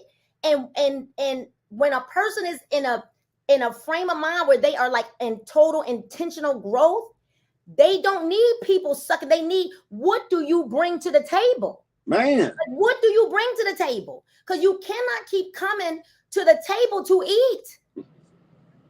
It can't just be you coming to the table to eat. Again, if you hanging around them people who ain't bringing them to the table, that means your mindset hadn't changed. Because if your mindset changed, I don't care how much you love them, you cannot be around that. You cannot sit around. I can do it 4 times a year: summertime, Thanksgiving, Christmas, and New Year's Eve or something like that. I'm around the family, and when I get around them jokers, the first thing I say, you watching the game tonight? What y'all, you gonna play some cards or whatever we want to do, but it ain't gonna be mindset with them, because I know it's gonna drive me crazy listening to them talking about some crazy stuff. So but I can't be around them all the time. I'm around them because I love them as friends, but summertime, one time, Thanksgiving, Christmas, New Year's Eve. And that don't make you a bad person. No. It means that you've decided that this is what you want for you because of what you want out of life. So you compartmentalize how much time you give. And the one thing I hope y'all heard, see, I caught it. I caught what Mr. Fleming said. He said, I checked my own mother. Yep. He said, I'm not going to be around that, and I don't care who it is. I can't. Even if it's my mama, I love her. I'm going to make sure she good. Yeah. I'm not going to allow that from even my mom. So someone asked the question before we go to the next. She said, what do you mean by talk more business? Well, just what I'm saying. Instead of just only talking about products, I'm talking more. Honestly, you guys, I'm actually listening. When I'm around people, I'm listening or asking the right questions. Mm-hmm. You got to learn to ask better questions. So the number one thing when I'm in an environment with people that I don't know. So where are you from? Have you always lived in Atlanta? One of my questions, that's one of the first things I ask people now, because why? I'm new. I'm not native Atlanta. I'm not native Atlanta. So one of the things I ask, so are you from Atlanta? Most people here are not from Atlanta. Nope. So where are you from? Well, how long have you been here? Well, what brought you to? Those are business conversations. Like, you got to know who you're talking to. Hey, if me and you was in an Uber, son, we'll be fighting over asking questions. Yes, we would. I got in an Uber one time in Dallas, and the guy flipped it on me. This is the first time I couldn't even get my point across. Hey, man, so where you from?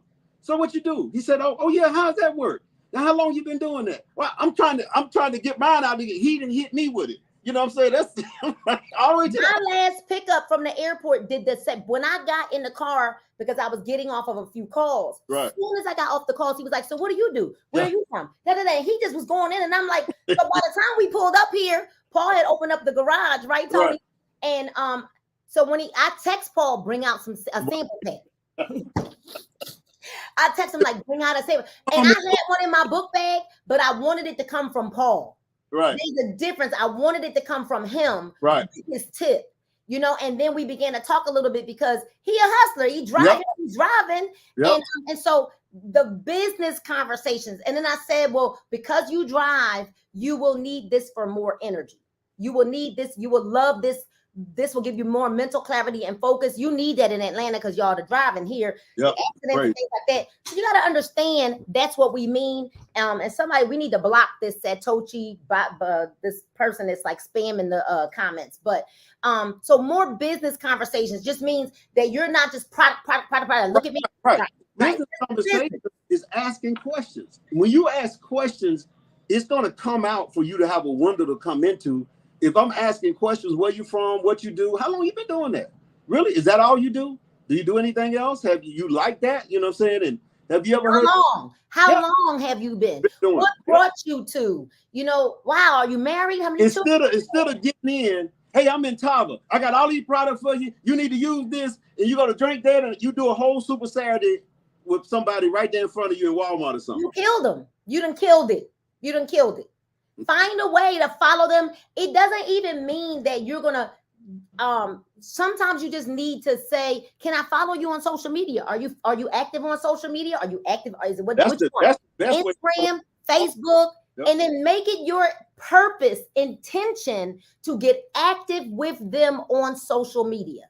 Yeah. Right. Have conversations. Ask questions and listen louder than you speak. Number 2, you want to aim higher. And the reason why you got to aim higher is because you do not want to find yourself prospecting people. Everybody broken. Everybody needed, and not that we don't want to help them, but you got to understand if don't recruit low. Don't keep recruiting people that they got to scrape up. Everybody got to scrape up $99. Every one of your prospects are getting declined on Sezzle. You know what I mean? That's what I'm saying about recruiting low, because it's easy to recruit low. Low hanging fruit. You got to start looking for more successful people or people with drive, self-starters, self-motivated. And I understand it's nerve-wracking. I understand. Right, but when you get better by reading, then you can talk to those people. See, you can't talk to them now. That's why you go to Bubba and Leroy and all them, the low-hanging fruit, because you don't feel like you could talk to this higher level because your conversation is not there. I mean, if you look at somebody with a higher level, the first thing you ought to do was that, hey, did you read Malcolm Gladwell's book, Outliers? Because it's something in there that reminds me of you. Now, that person was going to say, no, but I might need to get that book. That's an opening right there. You know what I'm saying? You can mention anything. And then say, well, what books are you currently reading? What are some of the last few that you've read? That'll make a now you're going to see if they're like, I read the Harlequin romance novel, girl. I read 50 Shades of Grey. Well, guess what? That's going to let you know right there. Who you're dealing with. That's not who you're looking for. Yep. That I read 50 Shades of Grey. Right. But when somebody says, I read Leadership Pain, or I read The Compound Effect, or I read, you know what I mean?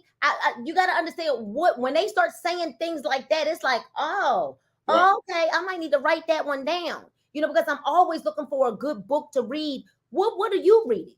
Right? You want to ask that question. So aim higher, looking for self-starters. The next thing is you got to up your game. And we said this a little bit earlier, but you have to become who you're looking for, meaning that you commit to study the industry through YouTube, books. And it's crazy because I just grabbed these off my shelf right here in my office as just some of the books. And Jeb Blount, first of all, you know what's another thing too, Mr. Fleming? A lot of people don't even know you're a networker. You're in a network marketing company, but you don't know anybody in network marketing. You don't know anything about Lisa Grossman. You don't know anything about Holton Bugs. You don't know anything about the Jed Blounts, the Eric Worreys, you don't know that Les Brown was a network marketer. Right. You don't know that Tony Robbins was a big network marketer, and his wife actually still is a very big network marketer, right? Well, you got to know these things about your industry, right? My GoPro. What's that objection? What's that one? That's Jed Blount. So Jed Blount objections is like objections, the ultimate guide of mastering objections, the art and science of getting past the no. Okay. Right. But he has a whole series. I have his whole series of books. Okay. He has social, like a book on social selling and all, because that's all we do.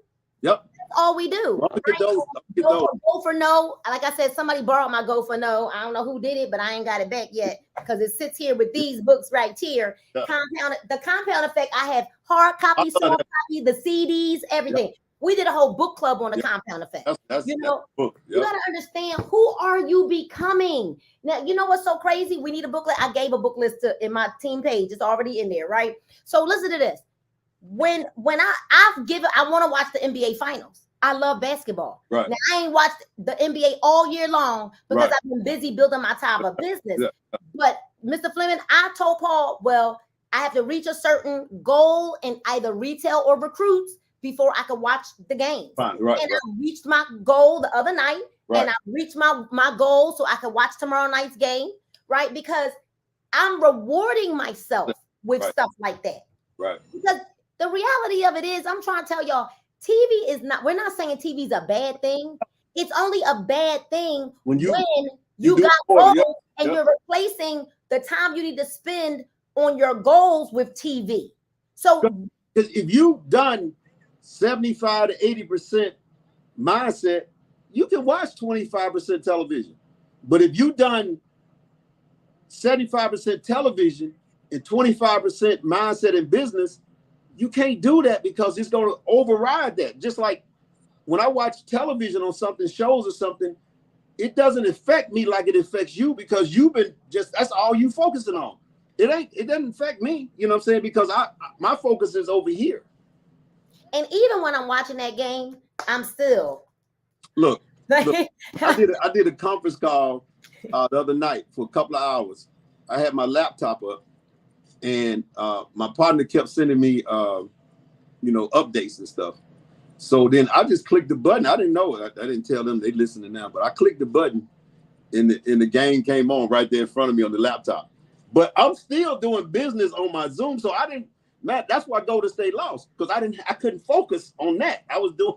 That was a how you gonna win the whole anyway. Okay, anyway. So the last step in recruiting.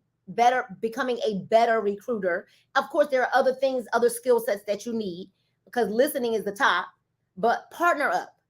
I would strongly suggest everybody get an accountability partner, but listen, not somebody that's your friend, not somebody, because if you think that you're going to get somebody that's going to stroke your ego and tell you you're perfect and you're beautiful and you're this and oh no, she didn't tell you that. Or why she tell you that? Well, that right? No, you need somebody that's going to tell you the truth. And not only that, tell you the truth, your accountability partner can also start switching topics and y'all talk about all kind of other mess. That person needs to be somebody that's focused like you, if you focus, because in a room of 100 people, that's even in our business, 50 to 60% of them people ain't focused, or 70%. You say, well, I'm dealing with somebody in the business. Not really. You got to find somebody in that 30% or that 25% that's really serious, so y'all can go back and forth and really. That's how you make yourself better in the gym. You know, somebody that's going, not somebody that y'all can just start conversing, and next thing you know, y'all talking about all kind of stuff. Yep, absolutely. So. Just someone who will not allow you to make excuses, right? You know, because it's easy to just go try to get somebody. And I'm gonna tell you something. You got to be careful too, because sometimes your spouse could be your worst, like literally. Because stay down with it, right? Yep. If they don't understand that some things need to be said the hard way, you know, because we didn't like the way cod liver oil, castor oil, all them things. We didn't like the way they taste, but they were good for us, you know. And sometimes your spouse will be your worst thing, because if they're like, "Oh, why they say that to you?" And you know, Right. like you said, that the husbands be calling you like, Oh "Why yeah. my wife crying and why my wife?" Right. No, then that, you know, It's almost like you have to grow together. If you're yeah, not growing, you know, if you over here growing and your spouse is not, anything that's said could really disrupt all kind of stuff, because they don't know, they're not a part of what's going on, they don't have a clue, and they're not growing. And then they you know, they have good intentions, but if they're not understanding that, they can easily say something to mess you up. facts. So here's what we realized. To sum all of this up, we realized in order for things to change, that we had to change. We realized that in order for us to find or attract a better individual, that we had to become better individuals. Right. And the reality of it is you got to keep doing it until you get comfortable at doing it. You know, Mr. Fleming, when I think about even my husband, when we first started, and I told this story on our training the other night, when we started, when we were in TLC, you know, we became top earners there quickly. I had a great weight loss story. I sold my story, right? My husband had to write notes, like when we were doing the calls. And you know, back then it wasn't no video, it was all conference call line. Yeah, exactly. Right. So at the top of his notes, it would say, "Do not say because Paul," and I know Tony, you go get him for this. Paul used to be like, Wait a minute. I got a person right now that's listening to my calls, and I told her, I ain't paid her yet. I said, every you hear, or every because I'm good at that, you know. I said, she said, I said $2. I said $1. I said, I'm gonna give you $1 for every one of them. Boy, it's been a whole month. It was a whole month of May. She didn't come up with like $1,000 worth. I'm like, she's like, I marked every one of them on the call because I listened to them, and I said, I understand, and I know I got to get better at that. But you're right. You gotta catch yourself from saying some of those things. So the reality of it is, I didn't talk down to him either, you know, right. But he didn't stop to where now Paul can give a solid, he say a couple of ums here and there, but it's nothing like it was before. You know, keep going. All of this is a skill set. Just like you didn't get on a bike and start and jump on the bike and learn how to ride the bike that very first time, or jump in the pool, or fry a piece of chicken. My first turkey I cooked with everything inside of it. I thought I had cleaned it out, everything. We couldn't even eat it because everything was still inside of it. You know what I mean? The whole dinner done, and I done cooked the turkey with everything, the bag, everything, it just nasty, right? But my husband said on the call the other day that we have the opportunity here with our vehicle. See, that's what you got to understand, that one, we sell a vision, right? We have a vehicle to drive, to help and assist people to not live the mundane, average, ordinary life. Right. Then Paul said on the call, because we have zip code changing income, earning potential here in Tava. And it's the reality of it is, stop telling people, oh, this is going to be so easy. No, it's not. No, it's not going to be easy. Stop lying. I'm known as the negative man when I do that, because I try to tell people, I'd rather know up front. When I first got in this industry years back, they told me it was easy. And after about 6 months of me doing it, and I'm like, if it's that easy, why am I fighting with this stuff? And I wound up quitting for real. I said, then they came back and told me the truth about it. And I came back. And so I'm like, if I know that it's going to be a little challenging, I know that you want some money, I know you got to go through this process, we're going to fight together. And I always tell people, hey, well, Tony, you too negative up front.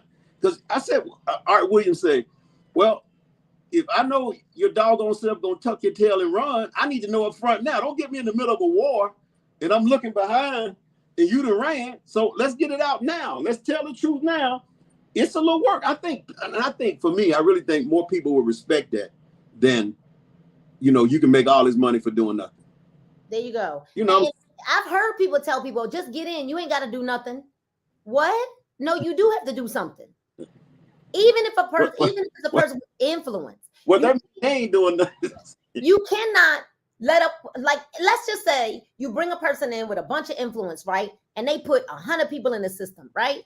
I can still guide them and help them understand we're launching here. We're launching every night, you guys. Here's how to invite, right? Here's how to write your list, blah, blah. But at some point, the person that actually is the enroller, the sponsor, they got to show their face at some point, because these people don't want to say, okay, well, you told me to get in now. Now, here's the reality of it all. The reality is that you can start looking down through the organization and you will taproot and find someone that you can run with. Right, but exactly.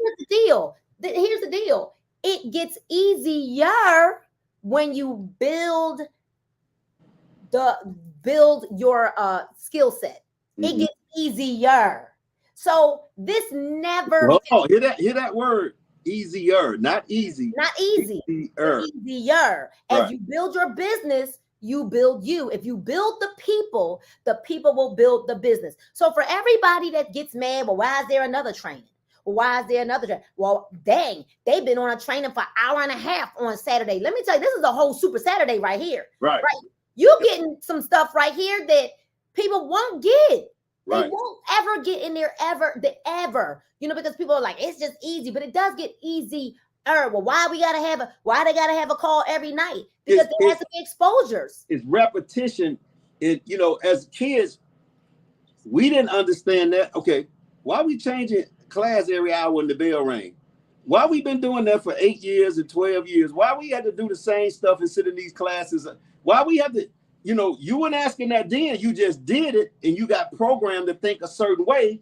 Now we got to deprogram that and get you to think another way. So you have to do the same thing to get you trained and developed. I always say, Nina, you probably agree with this, which it can't happen, but I still can think about it. Let's say we all went to, I don't know, it don't have to be a beautiful place, but we take over a hotel, 150 of us.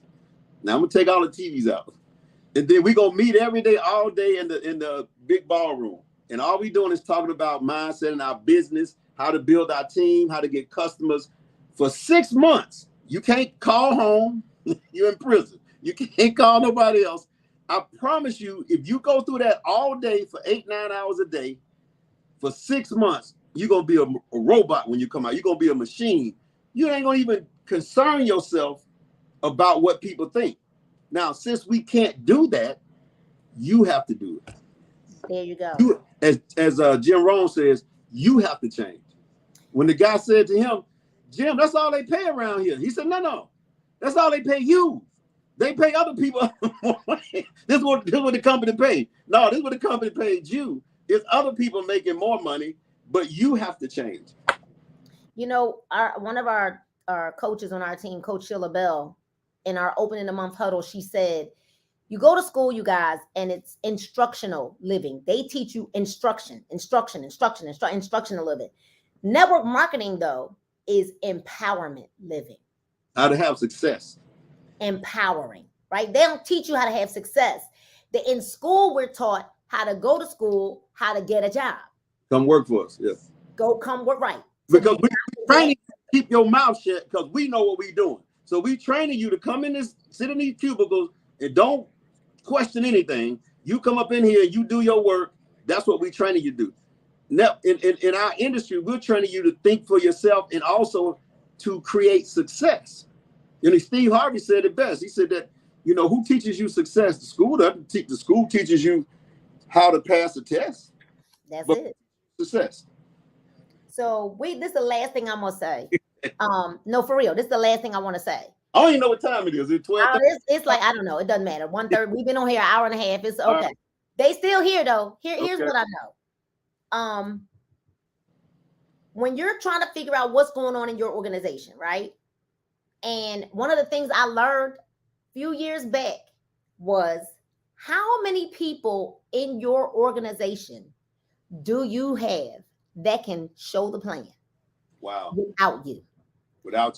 If you don't have people in your organization willing to open up their mouth who can show the plan and give that presentation, without you, that will tell you just how deep your business can go.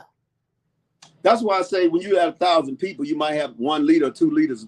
You might have maybe 5 or 6 that can present, and do that. But as the numbers start to grow, that's why you see a lot of bigger teams with a bunch of numbers. It's still, I can tell you this: if it's 10,000 people in there, you might have 100 people presenting. If you got 100 out of 10,000, it might be 50. But guess what? You don't need that. If you got 50 people out here presenting, man, every day. That's people asking me all the time, Tony, well, why y'all gotta have a call every day? Don't you shop every day? Do you breathe every day? Do you eat every day? Every day? Yeah. Like, you turn the TV on every day. Why you gotta turn the TV on every day? So if you want to really grow, learn you getting on a call. So here's the deal. Here's another thing. So let's just say you show up to every call for a month straight. Ain't no way, if you're actually listening, that you won't know how to do the call on day 31. If you go a month straight, yep. If you go a month straight, getting on every presentation, I take notes. When somebody's presenting, if I like a line that they say, I take notes. I know you do, because I've heard you repeat it. I heard you put it out. You're like, and that's how you learn, because you not only do you take notes, you start saying it immediately.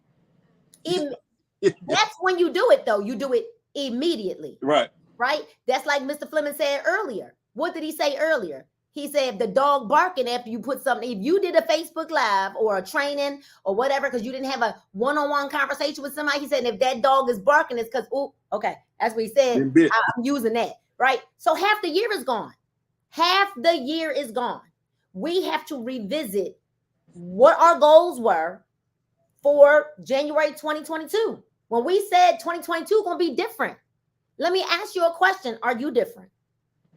Because you cannot bring 2021 habits into 2022 if you're saying that 2022 is going to be different. But here's what I know as a coach, right? I don't even like to call myself a coach, but I guess I'm a coach, right? Yeah. We're coaches. Well, I'm a teacher. I'm more of a teacher. I'm a teacher, right? Okay. I hate that word, right? Yeah. Here we are. We know, but as a teacher we know it's halftime. Mm-hmm. And at halftime, this is when we regroup and we say, okay, what did you do for them? We got to make a pivot.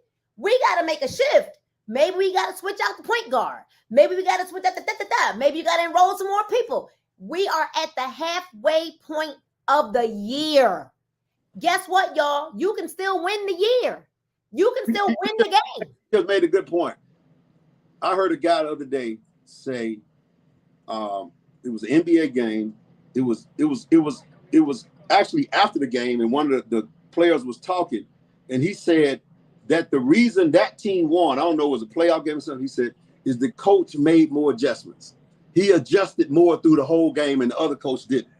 So in our business, we have to keep adjusting.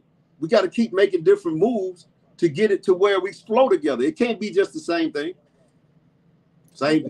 We had switched up to try a different kind of presentation. Mm-hmm. And numbers don't lie. I start even though it was a great idea, right? I was watching the numbers of enrollment and how the enrollments were slowing down. Right. So guess what? I ate it. That didn't work. Yeah. We still do that presentation, but we only do it once a week. Versus, because we know men like a shortened version. Yep. So we do one night of the week, our team does a call just by the men. Men present, right? And on that, so what we did is, because we know men like it, just how do I make the money? I don't need all that stuff. Men don't need all that other stuff. Foreplay. No, we don't need all that. It's like, give me that, right? Yep. And so on Tuesday night, on our man cave night, we give that presentation. But on the other nights, we're back to our regular presentation, because it was also a great presentation for like more millennials. And until we start attracting more millennials, then we have to do it the regular way, right? And guess what? The moment that we made the adjustment again, the flow started going back. started going back. So any good person, coach, or anybody that's watching, that's the key. Watching will make the adjustments to make sure that the ultimate goal is that everybody win. That and even call time out sometimes and slow this thing down. Let's call time out. Let's regroup, make some more adjustments, and let's keep moving. Speaking of that, that's a good topic to roll into. Well, it ain't gonna take but a second. I gotta do another commercial. Millennials are on YouTube. Millennials are on Instagram. Millennials are on TikTok. Facebook, they're not. So I'm not saying don't get off. I'm saying get off Facebook, but we got to get those subscriptions up on YouTube and also Instagram. We're gonna get that going too. But YouTube, again, I set a goal. I just threw out a number. If we can have 4,000 by October to the convention, man, we'll be cooking. Because right now it's like 900 or something. But I remember it was 650 just 2 months ago. And I started talking about it. If we get everybody talking about it, if you ask all your people, hey, girl, have you signed up on YouTube yet? Have you hit the all button? Because we're going to do more things there. And when you hit that all button, every time something happens, because what I'm going to do with this, I'm going to take, just for y'all, I'm going to take this video, this training here, and I'm going to chop it up to about 10 minutes each. So we have 20 of these. And next week sometime, I'm going to start sending these out. You get a 10-minute of this, then 10 minutes again, and 10 minutes again. But you got to be on YouTube and have the all button so when the notification goes out, you'll see it. It's another reminder of you hearing it again. Because if you might not go back like you need to, but you can bite 10 minutes, right? If we send that out maybe twice a day, you can bite that or once a day. There you go. So we need to subscribe. We need to get those numbers up. Yep. And honestly, we need to do a better job at being a representation. And we don't have a heavy enough social media presence. Right. Guys, we need you all making your tea, shaking it up, making videos, right? Maybe you tagging people because and let me give you an idea. Let me give everybody an idea. Let's just say that I go like this. I had a 16-ounce bottle and I pour my tea in and then I start to shake, right? Then I can throw the bottle over. I can act like I'm throwing the bottle, and then let's just say, let's say this is the bottle, and let's just say Sean Tyrone Bell is catching the bottle, and he'd already really got a bottle, right? So somebody in his house is throwing him the bottle. He gonna take the top off and drink it down, and maybe grab this, right? And then he'll take the pack and throw it, and then somebody else in another video will catch the pack, and then they'll make the tea, shake it up, and then they throw it to somebody else. And we got to keep stuff like that going. Watch this. It's some people on here saying, I don't know how to do that. Ask your kids. Ask your kids. They can show you how to do it. Just ask them, say, look, this is what we want to do. They'll do it right there in 3 minutes. They'll line it up for you. So don't use that as an excuse. I don't know how to do it. You got kids, you got relatives, you got people on your team can show you how to do it. If I got some stuff done, I know you can get some stuff done. Because I'm getting ready to do it. I'm getting ready to start I'm gonna start the video because I need a few people that will do it for me. If y'all like my team, they need to start sending me a text because I'm gonna start it. Then I need to know who I'm gonna throw it to. The person I throw it to can drink, put the bottle down, grab a pack, and throw the pack to somebody else. Yo, we gotta do this, right? I think that's the Don't Rush Challenge. But then we got we could do a shake it off thing. We gotta get creative, but we have to get the word out. And guess what? We have to be consistent with it. Like this can't be, y'all see, I put up a video every single day, every morning. Maybe twice. Seems like 2, 3, 4, 5, 6. In the middle of before I go to bed, let me go real quick. Let me go. And the thing is, guess how I learned? YouTube taught me how to do reels and TikTok videos, but it's our job. Corporate's doing their job to handle the structure of the company, the stuff that we don't have to worry about when you start a traditional business. All we have to do is get the word out. Network marketing is word of mouth marketing. Word of mouth marketing. We get paid instead of the company paying millions of dollars in advertisement. That is why reps get paid. We get paid to word of mouth market the products instead of the company spending millions of dollars on commercials and advertisement. We're the advertisement. All right, you guys. Now, last thing, conference. Conference is coming up. And I don't know about y'all, but I'm going to be there, right? And I want to meet all of you. I want you all to know that you can go to your back offices right now. You can go to purchase your ticket. Let's just say, don't tell Mr. Lloyd that the tickets are still $139. Don't tell him. But right now, why are they still that? Look, I heard him the other day snap when he saw that because somebody said he like. So hopefully they still are. And even if they aren't, you launched because they've been $139 for 2 months. So listen, this is what you got to do. You got to go to your back office, add the ticket, buy the ticket, and then add a product. And then you can use your Sezzle to buy your ticket. Then what you can do is go to the airlines, start pricing the flights right now, y'all. The flights are expensive. It is just what it is. But you can flex pay your flights. Mm-hmm. Did y'all know that? There's no guess what? When I went to my first conference, there was 6 of us in a room, 1 bathroom. You don't go to conference to sleep, be all that. No, you go to conference to be in them rooms, to be in the energy. So start talking to people now. How many people can I share? I cannot afford to share a room by myself. I need 2, 3 other women to do it with me. 2, 3 other men to do it. Y'all stop playing, right?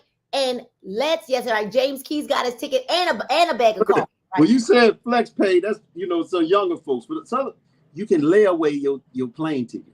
But you actually have the ticket now. Yeah, right?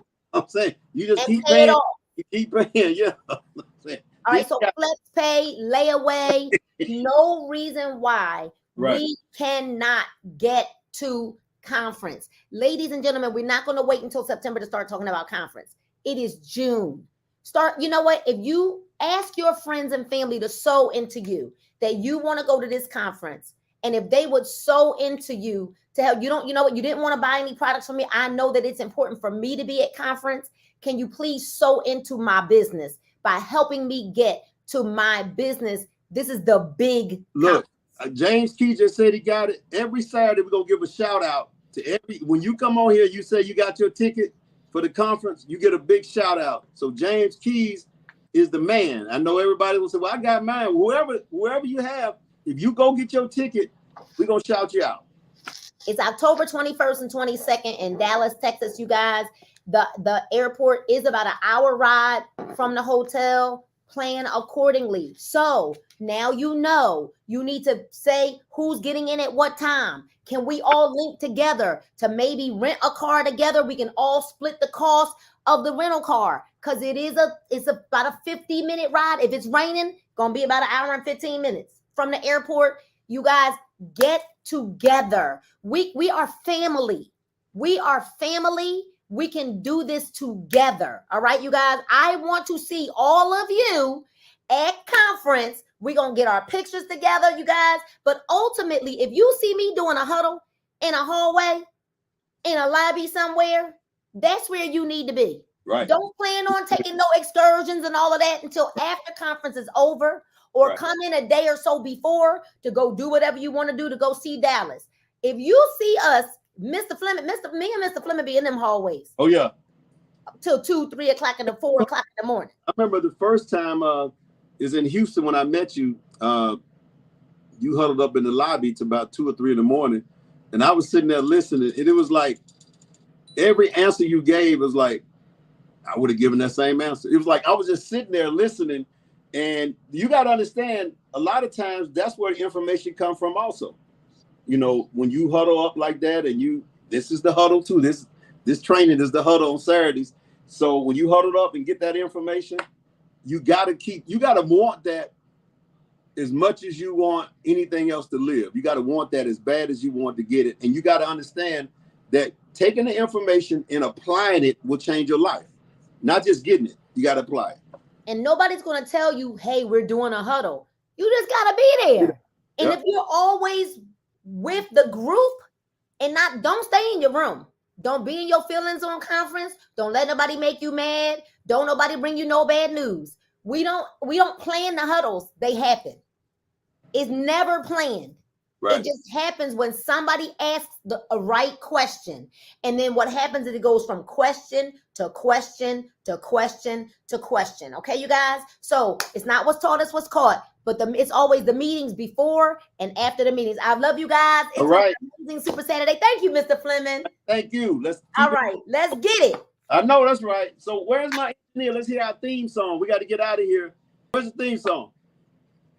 We done ran, or we done taking notes. Ran Dr. Bradwell off. She left you. What is she doing over there? Hey. Drop your greatest nugget, you guys. Drop your greatest nugget in the chat and make sure that you're tagging your teams, putting this in your team pages so that they can go back and watch this live. All right, you guys? And let's get them videos going. I know. We're going to do it. Get them TikToks and Reels going. Throw them the ball. Throw them the bottle. Throw them the tea pack. Throw them something. Throw them the tea pack. Come on, y'all. Dr. Brown, her connection is gone, so I guess we just got to log out. All right, we just got to log out. All right, we love you guys. Bye.